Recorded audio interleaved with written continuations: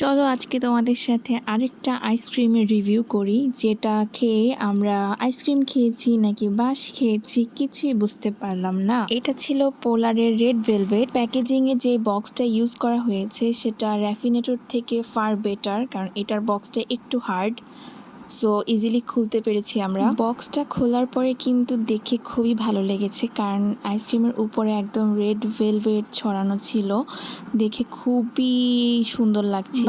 শুধু একটু উপরে রেড ভেলভেট ছিল, ভিতরের আইসক্রিমটা কিন্তু নর্মাল আমরা যে আইসক্রিম খাই সেটাই ছিল, ভ্যানিলা ফ্লেভার এরকমই লেগেছে।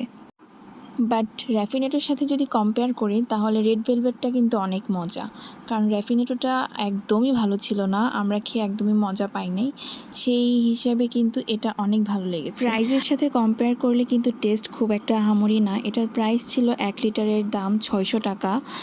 আর আইসক্রিমটা এনেছিল আমার জিজু, সো ওনাকে দিয়ে আগে ট্রাই করাচ্ছি কেমন হয়েছে। তো ভাইয়া বলছিল যেহেতু টাকা দিয়ে কিনেছি ভালোই হয়েছে, ট্রাই করলাম এটা কেমন, কিন্তু অনেস্টলি ভালো ছিল না, মানে এত আহামরি কোনো টেস্ট না। সো আমি বলবো যে আপনারা যদি ট্রাই করেন একবার দুইবার এটা ট্রাই করা যায়, এর বেশি না।